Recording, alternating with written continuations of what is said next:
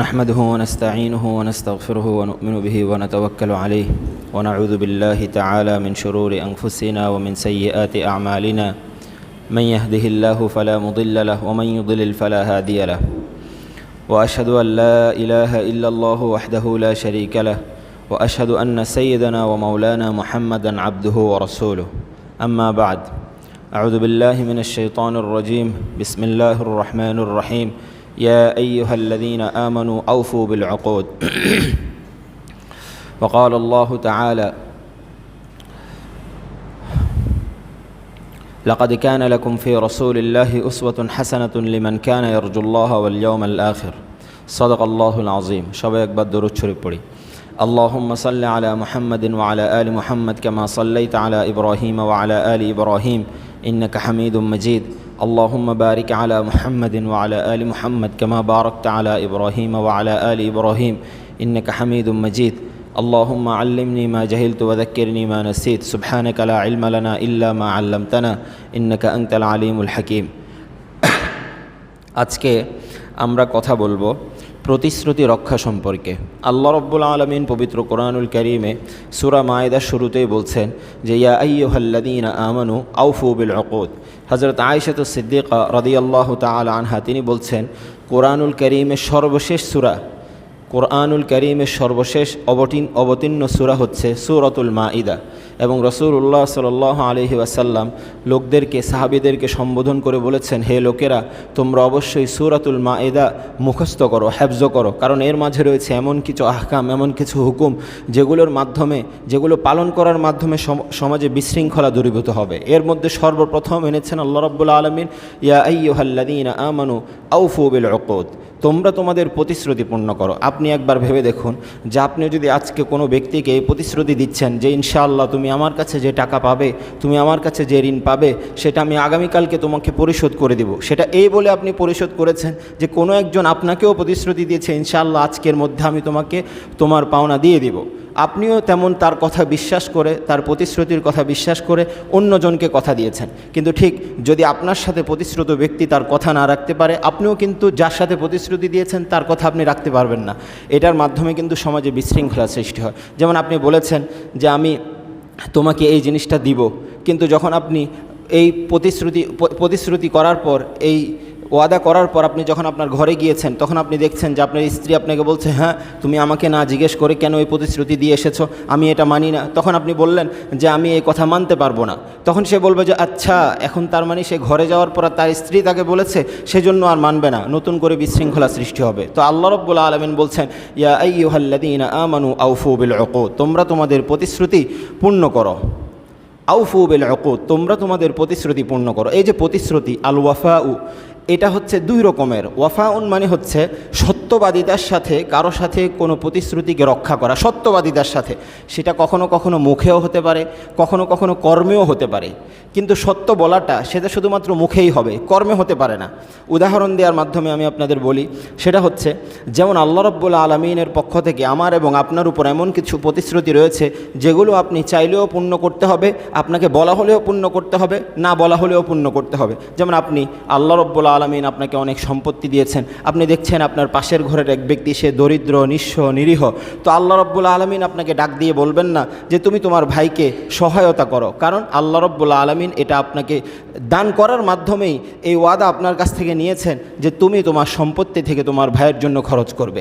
আপনার জীবনে যখন আপনি মন্দ পরিস্থিতিতে ছিলেন, খারাপ পরিস্থিতি ছিলেন, সম্পত্তি আপনার কাছে ছিল না, অসহায় ছিলেন, তখন আপনার কোনো একজন বন্ধু আপনাকে কখনো কখনো টাকা পয়সা পাঠাতো, কখনো কখনো খরচ দিত। দীর্ঘ জীবন পর আপনি তার সাথে হঠাৎ দেখা হয়েছে, কথা হয়েছে, দেখছে যে আপনি এখন অনেক পরিস্থিতি বদলে গেছে আপনার, এখন আপনি অনেক টাকা পয়সার মালিক হয়ে গেছেন। তো আপনি কিন্তু তার সাথে অকৃতজ্ঞতাপূর্ণ আচরণ করতে পারবেন না, কারণ এখানে আল ওয়াফাউ এর অর্থ হচ্ছে আপনি আচরণে তার প্রতি ওই কৃতজ্ঞতা প্রকাশ করবেন যে আপনি জীবনে কখনো না কখনো তার কাছ থেকে এমন কিছু ফায়দা পেয়েছেন, এমন কিছু উপকার পেয়েছেন যা আপনার দুঃসময় অন্য কেউ করে নাই। যেমন রাসূলুল্লাহ সাল্লাল্লাহু আলাইহি ওয়াসাল্লামের জীবনী থেকে থেকে আমরা শুনতে পাই মুতাইম ইবনে আদি রাসূলুল্লাহ সাল্লাল্লাহু আলাইহি ওয়াসাল্লামের জীবনের কঠিন পরিস্থিতিতে যখন রাসূলুল্লাহকে কুরাইশরা, তায়েফের অধিবাসীরা সবাই তাড়িয়ে দিচ্ছিল, পাথর নিক্ষেপ করেছিল, রক্তাক্ত করেছিল, ঠিক সেই মুহূর্তে মুতাইম ইবনে আদি, সে কাফের ছিল কিন্তু রাসূলুল্লাহ সাল্লাল্লাহু আলাইহি ওয়াসাল্লামকে আশ্রয় দিয়েছে।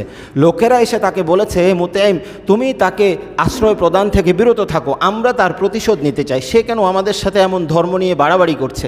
কিন্তু মুতাইম ইবনে আদি সে কিন্তু রাসূলুল্লাহ সাল্লাল্লাহু আলাইহি ওয়াসাল্লামের জারিয়াত অর্থাৎ তার দায়িত্ব গ্রহণ থেকে বিরত হয়নি। তাকে ভয় দেখিয়েছিল, হুমকি দিয়েছিল, তাকে সমাজ থেকে বিতাড়িত করবে বলেছিল, কিন্তু সে তারপরও বিরত হয়নি। তো রাসূলুল্লাহ সাল্লাল্লাহু আলাইহি ওয়াসাল্লাম দীর্ঘ জীবন পর যখন হিজরত করে চলে গিয়েছেন, তখন রাসূলুল্লাহ সাল্লাল্লাহু আলাইহি ওয়াসাল্লাম উপস্থিত মজলিসে একদিন সাহাবীদের কাছে বলছিল যে আজকে যদি মুতাইম ইবনে আদি বেঁচে থাকতো এবং সে যদি আমার কাছে ওই ব্যাপারে সুপারিশ করত, তাহলে আমি তার সুপারিশ মঞ্জুর করে এদেরকে ক্ষমা করে দিতাম। রাসূলুল্লাহ সাল্লাল্লাহু আলাইহি ওয়াসাল্লামকে কিন্তু মুতাইম ইবনে আদি বলে নাই যে আমি আজকে আপনাকে সহায়তা করছি, জীবনে কোনোদিন যদি আমার গোত্রের লোকেরা আপনার কাছে কোনো রকম সমস্যার সমাধানের জন্য আসে, আপনি আল্লাহর ওয়াস্তে ক্ষমা করে দিবেন, আপনার রবের ওয়াস্তে ক্ষমা করে দিবেন, এই জন্য আমি আজকে উপকার করছি আপনার। এটা কিন্তু আল্লাহ রাসূল সাল্লাল্লাহু আলাইহি ওয়াসাল্লামকে তিনি বলেননি, কিন্তু এটা আল্লাহ রাব্বুল আলামিনের পক্ষ থেকেই একটা হুকুম যে যদি আপনি দেখেন কোনো ব্যক্তি আপনার প্রতি কৃতজ্ঞতাপূর্ণ আচরণ করেছে, আপনি তার পাওনাকে পূর্ণ করে দিন। আল ওয়াফা এটা মা বাবার ক্ষেত্রে হতে পারে, যেমন আপনার মা বাবা আপনাকে ছোট থেকে একদম বড় করা পর্যন্ত প্রত্যেক মুহূর্তে আপনার খবর রেখেছে, আপনার জন্য রোজগার করেছে, আপনার জন্য যৌবন শেষ করে দিয়েছে, আপনার জন্য বার্ধক্যেও তারা শান্তিতে থাকতে পারেনি। সেই মা বাবার প্রতি আপনার সবচেয়ে বেশি কর্তব্য থেকে যায় যদি আপনি একজন কৃতজ্ঞতাপূর্ণ লোক হন। আল ওয়াফা ও বিবরুল ওয়ালিদাইন, পিতামাতার প্রতি সদাচারের পূর্ণতা অর্জন করা, প্রতিশ্রুতি পূর্ণ করা। এখন আল্লাহ রাব্বুল আলামিন এই ক্ষেত্রে আপনাকে প্রতিশ্রুতিও নিয়েছেন। আল্লাহ রাব্বুল আলামিন বলছেন ওয়ালা তাকুল্লাহুমা উফিন ওয়ালা তানহারহুমা ওয়াকুল্লাহুমা কাওলান কারীমা। তাহলে তো এই ক্ষেত্রে আল্লাহ রাব্বুল আলামিন আদেশও দিয়ে দিয়েছেন। কথার কথা যদি কোরআনুল কারীমে মা বাবা সম্পর্কে এমন করে না আসতো, যদি আল্লাহ রাব্বুল আলামিন কোরআনুল কারীমে ওয়ালা তানহারহুমা না বলতেন, ওয়াকুল্লাহুমা কাওলান কারীমা না বলতেন, তাহলেও কিন্তু প্রত্যেক সন্তানের কর্তব্য ছিল মা বাবার প্রতি সদাচার করা।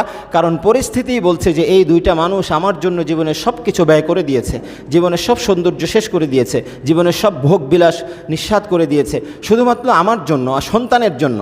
সুতরাং আমার কর্তব্য, কোরআনে কিন্তু নেই, কথার কথা, কোরআনে যদি নাও থাকতো তাহলেও কিন্তু আপনার এবং আমার কর্তব্য থাকতো যে পিতামাতার জীবদ্দশা এবং পিতামাতার মৃত্যুর পরেও তাদের প্রতি কৃতজ্ঞতাপূর্ণ আচরণ করা। এটারই মানে হচ্ছে আউফু বিল উকুদ আল ওয়াফা ও বিবরুল ওয়ালিদাইন, পিতামাতার প্রতি কৃতজ্ঞতাপূর্ণ আচরণের মাধ্যমে তাদের প্রতিশ্রুতি রক্ষা করা।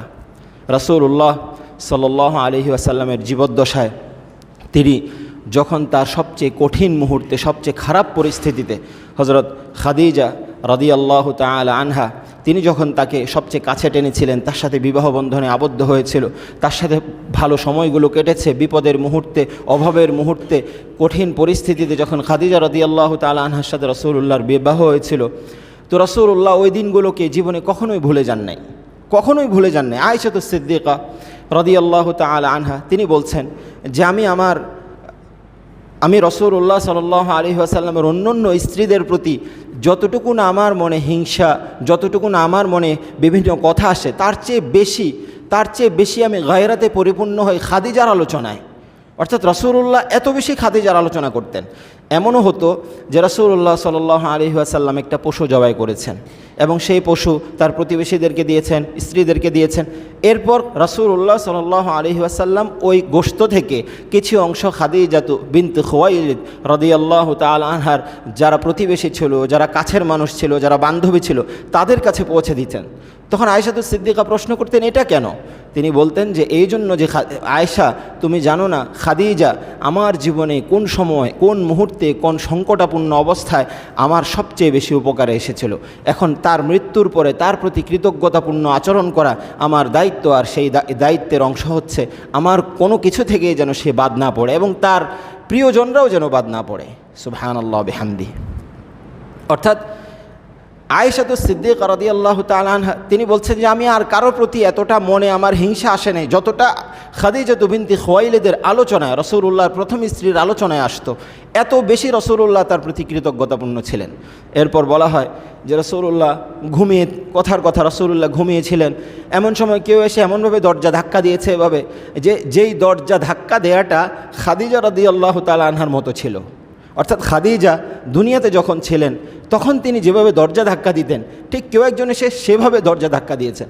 রাসূলুল্লাহ ঘুমিয়েছিলেন, হঠাৎ করে রাসূলুল্লাহ উঠে বলছেন আল্লাহুম্মা হালা আল্লাহুম্মা হালা, মানে হে আল্লাহ আপনি খাদিজা বিনতি খুয়াইলিদ তাকে রাসূলুল্লাহ হালা বলে ডাকতেন, তো তিনি বললেন আল্লাহ আপনি হালাকে রহম করুন। তো আয়েশাতুস সিদ্দিকা তিনি বললেন আপনার কি হয়েছে? তো বলছে আমার মনে হয়েছে যে খাদিজা সে যেভাবে দরজা ধাক্কা দেয় ঠিক সেভাবে দরজা ধাক্কা দিয়েছে। কখনও কারো আওয়াজ শুনে রাসূলুল্লাহর কাছে যদি মনে হতো যে খাদিজার আওয়াজের মতো, তিনি আয়েশাতুস সিদ্দিকাকে বলতেন, কিন্তু আয়েশাতুস সিদ্দিকা এটাতে কষ্ট পেতেন, ঈর্ষান্বিত হতেন। তবুও রাসূলুল্লাহ বলতেন যে ইয়া আয়েশাতু, তুমি জানো না যে আমার জীবনে কোন মুহূর্তে খাদিজা এসেছিল এবং আমাকে কতটুকু সহায়তা করেছিল। কিন্তু খাদিজা রাদিয়াল্লাহু তাআলা আনহা তিনি কিন্তু রাসূলুল্লাহর হাত ধরে প্রতিশ্রুতি নিয়ে বলেন নাই আপনি আমার সাথে প্রতিশ্রুতিবদ্ধ হন, আপনি যতই বিবাহ করুন আমার পরবর্তীতে, যতই সম্পদশালী যতই সুন্দরী স্ত্রী আপনার জীবনে আসুক, আপনি কিন্তু আমার আলোচনা তাদের কাছে করবেন, আমি কিন্তু আপনার জীবনের সবচেয়ে কঠিন মুহূর্তে এসেছি, আপনি আমার কথা তাদের কাছে বলবেন। এটা কিন্তু রাসূলুল্লাহ সাল্লাল্লাহু আলাইহি ওয়াসাল্লামকে তিনি বলেন নাই। এটা হচ্ছে স্ত্রীর প্রতি স্বামীর ওয়াফা, আল ওয়াফা ও বিজ্জাউজা। আপনি চিন্তা করে দেখুন আজকের জীবনে আপনি যখন বিবাহ করেন, আপনার সামনে যখন যেই দিন বিবাহ হচ্ছিল সেদিন আপনার সামনে যে সাক্ষীর লোকগুলো বসে থাকে, যে ইমাম সাহেব কাজী সাহেব তিনি বসে থাকেন, আপনি যে প্রতিশ্রুতি এবং যে পবিত্র অনুভূতি নিয়ে সেখানে সবার সামনে বলেন যে হ্যাঁ আমি আপনার কন্যা সন্তানের দায়িত্ব আমি গ্রহণ করেছি, আমি এই প্রতিশ্রুতি আবদ্ধ হয়েছি যে জীবনের শেষ দিন পর্যন্ত আমি তার খেয়াল রাখবো, তাকে কখনো কষ্ট দিব না, তার খাবার দাবার এবং তার ভরণ পোষণ সব কিছুর দায়িত্ব আমি গ্রহণ করব। সেই দিন থেকে আপনি কিন্তু আপনার স্ত্রীর প্রতি সদাচারের জন্য আল্লাহ রাব্বুল আলামিনের পক্ষ থেকে প্রতিশ্রুতিবদ্ধ হয়েছেন। যদি কোনো কন্যা সন্তানের বাবা অথবা মা আপনার হাত ধরে নাও বলে যে বাজান আমার কন্যাকে তোমার হাতে তুলে দিয়েছি, আমরা জীবনে কখনো তাকে কষ্ট দেইনি, তুমি তাকে কষ্ট দিও না, এটা যদি নাও বলে থাকে, তারপরও কিন্তু আপনার স্ত্রীর প্রতি সদাচার করা, আপনার স্ত্রীর পরিপূর্ণ দায়িত্ব পরিপূর্ণ হক আদায় করা আপনার কর্তব্য। কারণ হচ্ছে আল্লাহ রাব্বুল আলামিনের কাছ থেকে আপনি প্রতিশ্রুতিবদ্ধ হয়ে এনেছেন। কারণ আপনি চাইলেই কিন্তু তাকে সবার সামনে অপমান করে কথা বলতে পারবেন না, আপনি চাইলেই কিন্তু তাকে তুই তাকারি করে সবার সামনে ছোট করে কথা বলতে পারবেন না। কারণ আপনি জানেন না আপনি তার স্বামী হওয়ার কারণে আপনি যদি তাকে ইজ্জত এবং সম্মান না দিয়ে থাকেন, তাহলে আপনার ঘরের অন্যান্য মানুষরা কিন্তু তাকে সম্মান ইজ্জত দিবে না। তারাও ভাববে যে হালকা, তারাও ভাববে যে গুরুত্বহীন, তারাও ভাববে যে সম্মান নেই, তার মাঝে এমন কোনো গুণ নেই যার কারণে তাকে আমি সম্মান করতে পারি। আমরা আমাদের দেশে এটা দেখি, যদি স্বামী তাকে যদি মূল্যায়ন না করে তাহলে কিন্তু অন্য লোকেরাও তাকে মূল্যায়ন করবে না। তো আমরা বলছিলাম আল্লাহ রাব্বুল আলামিন বলেছেন ইয়া আইয়ুহাল্লাযীনা আমানু আউফু বিল উকুদ, তোমরা তোমাদের প্রতিশ্রুতি পূর্ণ করো। এই প্রতিশ্রুতি শুধুমাত্র বান্দার সাথে হয় তা কিন্তু নয়, এই প্রতিশ্রুতি কিন্তু আল্লাহ রাব্বুল আলামিনের সাথেও হয়। আল্লাহ রাব্বুল আলামিন পবিত্র কোরআনুল কারীমে বিভিন্ন জায়গায় বলেছেন ওয়াউফু বিআহদিল্লাহি ইযা আহাদতুম ওয়ালা তানকুদুল আইমানা বা'দা তাওকীদিহা, তোমরা তোমাদের প্রতিশ্রুতিকে পূর্ণ করো যে প্রতিশ্রুতিতে তোমরা পরস্পর আবদ্ধ হয়েছ। আপনি আপনার ভাইয়ের সাথে, আপনার বন্ধুর সাথে এবং শরীয়তের সাথে আরও বিভিন্ন মানুষের সাথে যত ধরনের প্রতিশ্রুতি আপনি আবদ্ধ হয়েছেন, যত ধরনের প্রতিশ্রুতি আপনি করেছেন, প্রত্যেক প্রতিশ্রুতি পূর্ণ করা আপনার কখনো কখনো ঈমানি দায়িত্ব, কখনো কখনো আপনার ইফা এর অন্তর্ভুক্ত। যেমন শরীয়ত আপনার কাছ থেকে প্রতিশ্রুতি নিয়েছে। আল্লাহ রাব্বুল আলামিন আমাদের সকলকে যখন রূহের জগতে ছিলাম তখন আমাদেরকে প্রশ্ন করেছেন আলাস্তু বিরব্বিকুম, আমরা সবাই বলেছিলাম ক্বালু বালা, আমি কি তোমাদের রব নই? আল্লাহকে আমরা বলেছিলাম, আল্লাহ প্রশ্ন করেছিলেন আমি কি তোমাদের রব নই? আমরা বলেছিলাম ক্বালু বালা, অবশ্যই আপনিই তো আমাদের রব, আপনি আমাদেরকে সৃষ্টি করেছেন। আমরা মুখে এই কথাটা স্বীকারও করি, এখনও পর্যন্ত আমরা এটা স্বীকার করে দেখে এখানে এসেছি। আমরা বলছি যে আমি আল্লাহ রাব্বুল আলামিনের দেয়া নিয়ামত খেয়েছি, তার দেয়া সুস্থতা পেয়েছি, তার দেয়া দেহ পেয়েছি, তার দেয়া সব অঙ্গ প্রত্যঙ্গ পেয়েছি, সব কিছু তার দেয়া, এটা আমরা স্বীকার করছি। এই পৃথিবী, জগৎ ও সংসার সব কিছু তিনি সৃষ্টি করেছেন। এই সব কিছু স্বীকারোক্তির পর আমাকে আল্লাহ রাব্বুল আলামিন এটা বলতে হবে না যে তুমি আমাকে সেজদা করো আর কাউকে করো না। তিনি বলেছেন, কিন্তু যদি তিনি নাও বলতেন তাহলেও কিন্তু আমাদের ইফায়ের অন্তর্ভুক্ত, প্রতিশ্রুতি পূর্ণতার অন্তর্ভুক্তর মধ্যে এটাও একটা, যে যেটা না বললেও আপনি বুঝতে পারেন। যেমন একটা ঘটনা রয়েছে যে এক ব্যক্তি, তার বন্ধু ইন্তেকাল করেছে, তার 3-4টা ছোট ছোট ছেলে মেয়ে ছিল, 5 বছর, 3 বছর, 2 বছর এরকম। সে 3-4টা ছেলে মেয়েকে, সে তার সম্পদ ছিল, অনেক টাকা পয়সা ছিল, তার বন্ধুর ছেলেদেরকে সে লালন পালন করেছে। দুর্ঘটনাক্রমে 15-17 বছর পালার পরেও তারা ভালো মানুষ হতে পারেনি।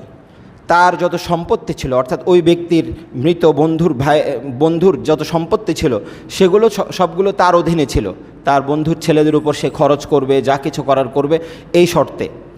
কিন্তু 17-18 বছর পর যখন সবাই বালেগ হয়েছে, উপযুক্ত পরিণত বয়সে উপনীত হয়েছে, তখন সবাই কাজী সাহেবের দরবারে গিয়ে বলছে, দেখুন আমাদের সম্পত্তি তিনি আত্মসাৎ করে খাচ্ছেন, তিনি আমাদের সম্পত্তি আমাদের হাতে দিচ্ছেন না। তো কাজী সাহেব তাকে ডেকে পাঠালেন এবং তিনি সেখানে উপস্থিত হওয়ার পর বললেন যে আপনি দীর্ঘ সময় পর্যন্ত আপনার বন্ধু সন্তানদেরকে লালন পালন করেছেন এবং তাদের সম্পত্তির তত্ত্বাবধান করেছেন। আমি আপনার কাছে তাদের পক্ষ থেকে বিচার পাওয়ার পর এটার হিসাব চাই। তখন তিনি বললেন যে আপনি আমার কাছে কাজী সাহেব এই সম্পত্তির হিসাব চাচ্ছেন, কিন্তু ওয়াল্লাহিল আযীম, বিশ্বাস করুন আপনি, আমি আজকের এই দিন পর্যন্ত, তার বাবার মৃত্যু থেকে আজকের এই দিন পর্যন্ত কখনো একটা টাকা তাদের সম্পত্তি থেকে খরচ করি নাই।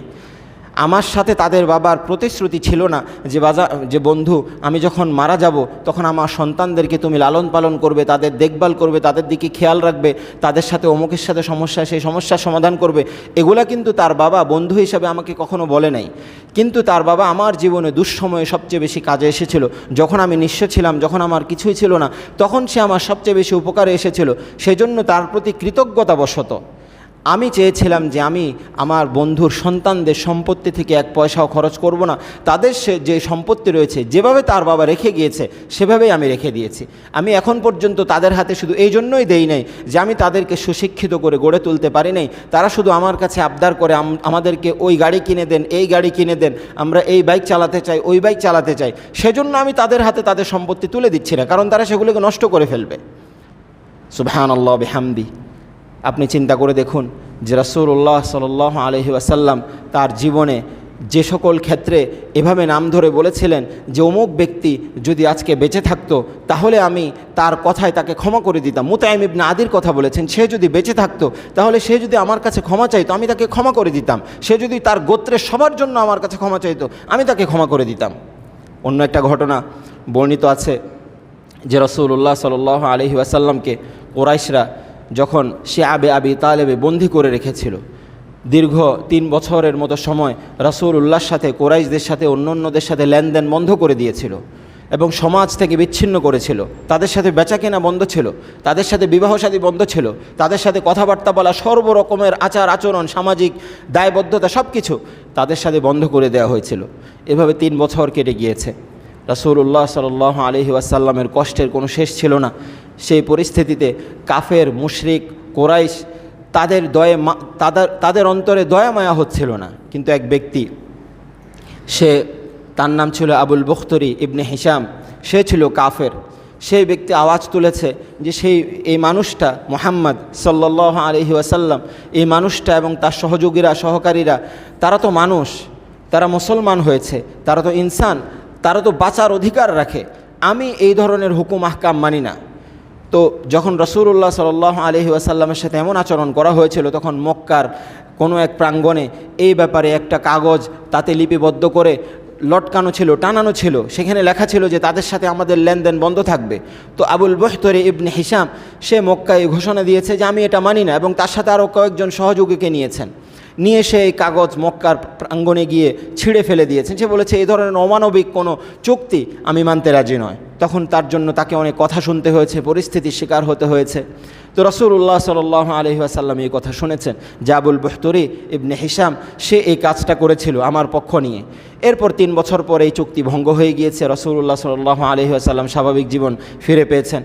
এরপর রাসূলুল্লাহ সাল্লাল্লাহু আলাইহি ওয়াসাল্লামের হিজরতের 1 বছর পর, অর্থাৎ ওই ঘটনার প্রায় 13 বছর পর বদরের যুদ্ধের দিন যখন রাসূলুল্লাহ সাল্লাল্লাহু আলাইহি ওয়াসাল্লাম শুনতে পেয়েছেন যে মক্কার কুরাইশরা মদিনার দিকে এগিয়ে আসছে, যুদ্ধের জন্য মদিনাবাসীকে শেষ করে দেওয়ার উদ্দেশ্যে ইসলামের শত্রুরা আসছে, তো রাসূলুল্লাহ সাহাবীদেরকে ডেকেছেন, ডেকে বলেছেন যে হে আমার সাহাবীরা, তোমরা শুনে রাখো, যদি তোমরা তোমাদের মধ্য থেকে কোনো ব্যক্তি আবুল বখতরি ইবনে হিশামকে যদি তোমরা দেখো, তাহলে তোমরা তাকে হত্যা করবে না।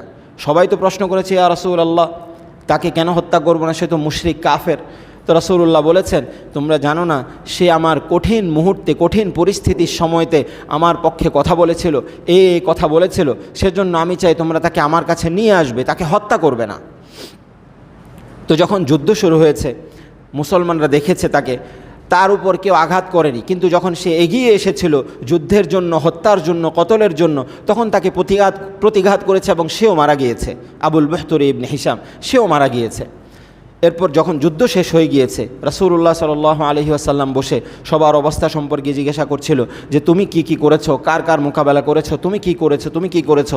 এবং সেখানে প্রায় 70 জনের মতো বন্দী ছিল, কুরাইশদের মধ্য থেকে 70 জনকে বন্দী করা হয়েছে, তারাও উপস্থিত ছিল, বিভিন্ন কথাবার্তা বলছিলেন।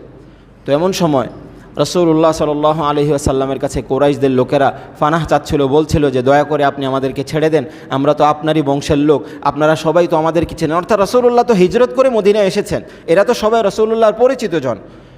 তো রাসূলুল্লাহ সাল্লাল্লাহু আলাইহি ওয়াসাল্লাম বলেছেন যে বিশ্বাস করো, আজকে যদি আবুল বখতরি ইবনে হিশাম সে যদি ইন্তেকাল না করতো, সে যদি মারা না যেত, সে যদি জীবিত থাকতো, আর সে যদি একবার শুধু আমাকে বলতো যে ইয়া রাসূলুল্লাহ আপনি তাদেরকে ক্ষমা করে দেন, তাদেরকে আপনি ছেড়ে দেন, ওয়াল্লাহিল আযীম আমি তাদেরকে ছেড়ে দিতাম। সুবহানাল্লাহ বিহামদি। রাসূলুল্লাহ সাল্লাল্লাহু আলাইহি ওয়াসাল্লাম কিন্তু আবুল বখতরি কিন্তু বলেন রাসূলকে যে জীবনে কোনোদিন যদি আপনার আমার কওমের সাথে এমন ঘটনা ঘটে, আপনি তাদেরকে ক্ষমা করে দিয়েন, আপনি তাদেরকে মাফ করে দিন, এমন কিন্তু প্রতিশ্রুতিবদ্ধ হন নাই।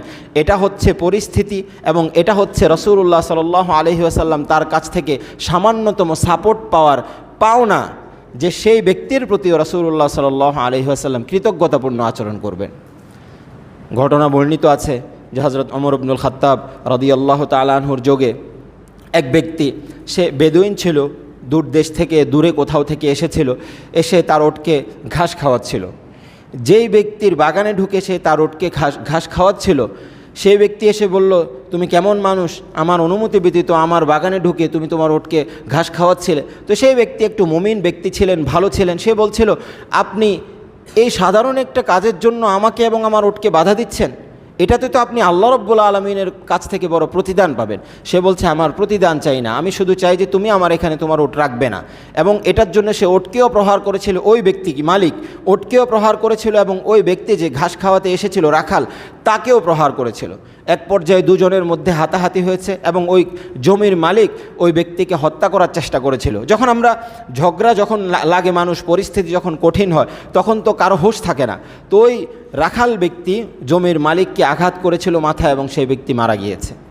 এখন লোকেরা তাকে ধরে নিয়ে গিয়েছে ওমর ইবনুল খাত্তাব রাদিয়াল্লাহু তাআলা আনহুর কাছে, এবং গিয়ে বলেছে এই ব্যক্তি অমুককে হত্যা করেছে এবং তার কেসাস আমরা চাই। তার ভাইরা এসে উপস্থিত হয়েছে, তার কাছ থেকে আমরা হত্যার বদলে হত্যা চাই, আমরা চাই যে আপনি তার উপর কেসাস কায়েম করুন। তো যখন সেখানে লোকেরা উপস্থিত হলো এবং সেখানে বিজ্ঞ সাহাবী আবু যর গিফারি রাদিয়াল্লাহু তাআলা আনহু, তিনি একজন জলিলুল কদর সাহাবী ছিলেন এবং আলেম ছিলেন, জাহেদ ছিলেন, তিনিও সেখানে উপস্থিত ছিলেন।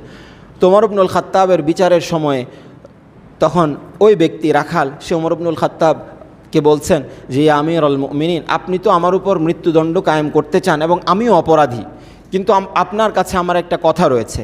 তো সে বলল যে, তিনি বললেন যে কি কথা? সে বলল, রাখাল, সে বলল যে আমার কাছে একজন এতিমের কিছু মাল রয়েছে, সেগুলো আমি পৌঁছে দিতে চাই তার কাছে, কারণ আমি যদি এখানে মারা যাই, আমার কতল যদি এখানে করা হয়, হয়তো আমার পরিবার জানবেই না আমি কোথায় আছি, ভাববে আমি কোথাও গিয়েছি এবং মরে গিয়েছে, কিন্তু ওই এতিম ব্যক্তি সে কিন্তু ভাববে যে আমার সম্পত্তি নিয়ে সে পালিয়ে গিয়েছে, এবং আমার ব্যবসায়ের জন্য কিছু পয়সা আমি অমুক ব্যবসায়ীর কাছে দিয়েছি, যেখান থেকে আমি কিছু লভ্যাংশ নিই এবং আমার স্ত্রীকে প্রত্যেক মাসে দেই।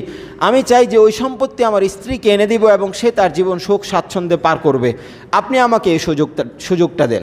তখনই ওই যাকে মারা হয়েছে, হত্যা করা হয়েছে, নিহত ব্যক্তির ভাইয়েরা, তারা বলছে যে আচ্ছা, তাহলে সে এই পন্থায় পালিয়ে যেতে চায়। সে বলছে যে না, আমাকে বিশ্বাস করুন, আমি পালিয়ে যেতে চাই না।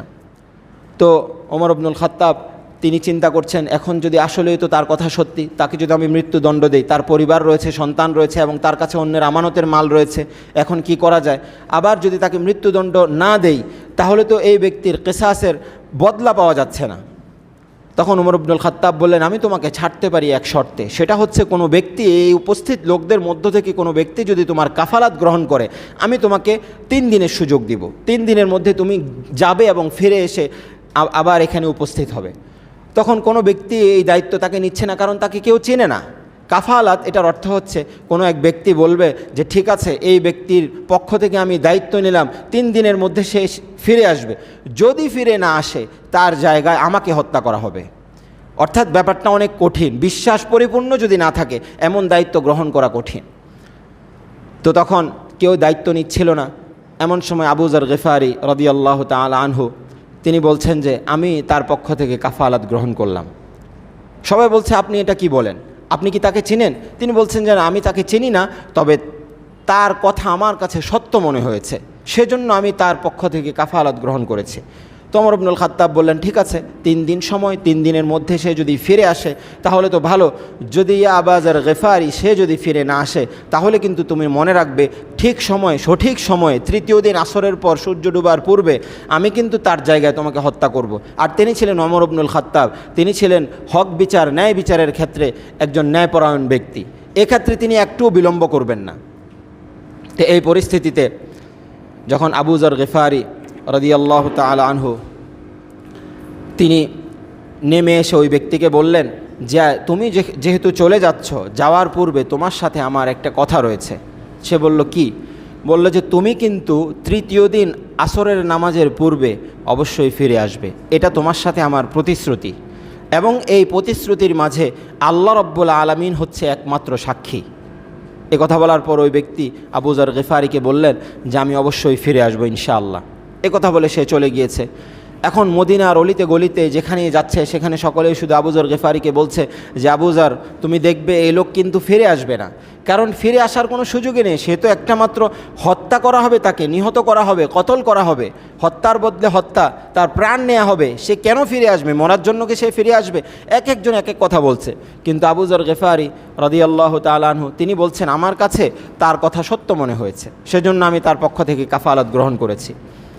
এরপর যখন 3য় দিন আসলো, আসরের সময় ঘনিয়ে আসলো, সবাই আবু যর গিফারিকে বলছে যে দেখবে ফিরে আসবে না, আমার মনে হচ্ছে না। কিন্তু আবু যর গিফারি তিনি কি উত্তর দিবেন? তিনি বলছেন যে যদি সে ফিরে না আসে, তার জায়গায় যদি আমার কতল হয়ে যায়, তবু আমি আল্লাহ রাব্বুল আলামিনের কাছে বলতে পারবো যে আল্লাহ, একজন মুমিন এবং মুসলমানের কথা আমার কাছে সত্য মনে হয়েছিল। আমি আল্লাহ রাব্বুল আলামিনের সামনে যখন উপস্থিত হব তখন আমি আল্লাহর কাছে ধরাশায়ী হব না। তো সেখানে অপেক্ষার পর দেখতে পেলেন যে ওই ব্যক্তি ফিরে এসেছে, ঘোড়ায় চড়ে সে ফিরে এসেছে আর বলছে যে আবু যর গিফারি রাদিয়াল্লাহু আনহু, আপনার সাথে আমার প্রতিশ্রুতি ছিল। আমার স্ত্রী আমাকে অনেকবার বলেছে আমাদের কেউ খুঁজে পাবে না, আমরা এখান থেকে পালিয়ে যাই। আমি বলেছিলাম যে আমাকে শয়তান ধোঁকা দিচ্ছে, আমিও চাই বেঁচে থাকি, কিন্তু আমি তারপরও ফিরে এসেছি। ওমর ইবনুল খাত্তাব তাকে প্রশ্ন করেছে, তুমি ফিরে এসেছো? কিভাবে তুমি ফিরে এসেছো? কেন ফিরে এসেছো?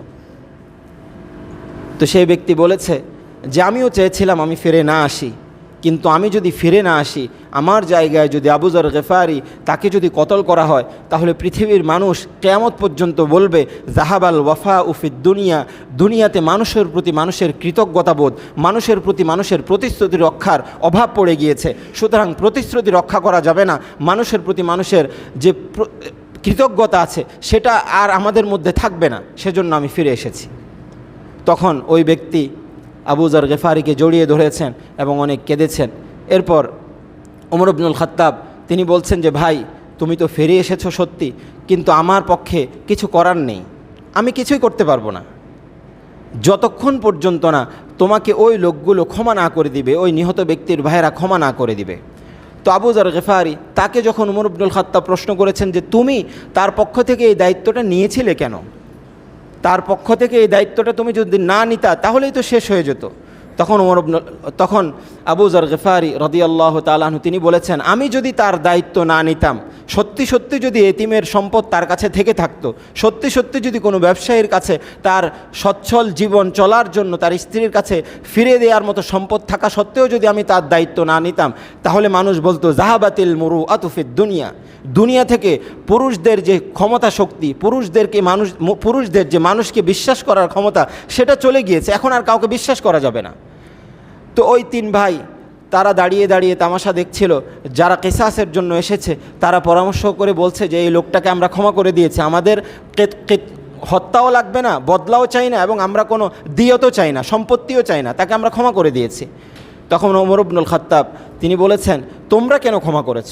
তো তারা বললেন যে আমরা ক্ষমা করে দিয়েছি এই পরিস্থিতিতে সে তার বিশ্বাস রক্ষা করেছে, এবং এই জলিলুল কদর সাহাবী আবু যর গিফারি তিনি তার মুরুআত দেখিয়েছেন। আমরা যদি তাকে এখন ক্ষমা না করি, তাহলে মানুষ কিয়ামত পর্যন্ত এটাই বলবে যে যাহাবাল আফু মিনাদ দুনিয়া, দুনিয়া থেকে ক্ষমার যে মন মানসিকতা সেটা চলে গিয়েছে। সুবহানাল্লাহ বিহামদি। তো আমরা যে ঘটনা শুনেছি, আজকে আমরা মূলত কথা বলছিলাম আউফু বিল উকুদ নিয়ে, প্রতিশ্রুতি রক্ষা নিয়ে। আপনি ভেবে দেখুন, যদি আপনার প্রতিশ্রুতি আরেকজন রক্ষা না করে, তার কথায় আপনি অন্যজনকে প্রতিশ্রুতি দেন, তো আপনি যেমন প্রতিশ্রুতি রক্ষা করতে পারেন না, এবং যার কাছে আপনি প্রতিশ্রুতি দিয়েছেন সেও কিন্তু আপনার সাথে বিবাদে লিপ্ত হওয়ার জন্য একটা সুযোগ পেয়ে যায়। উক্ত আমাদের যে ঘটনায় যদি কথার কথা ওই ব্যক্তি যদি ফিরে না আসতো, তার জায়গায় কিন্তু আবু যর গিফারি রাদিয়াল্লাহু তাআলা আনহু তার কিন্তু কতল হতো। তখন পরিস্থিতি এমন হতো যে আজকের দিন পর্যন্ত আমরাও বলতাম রসুলের যুগের একজন সাহাবী, রসুলের যুগের একজন মুমিন, ওমর ইবনুল খাত্তাবের যুগের একজন মুমিন, সে এমন করলো কেন?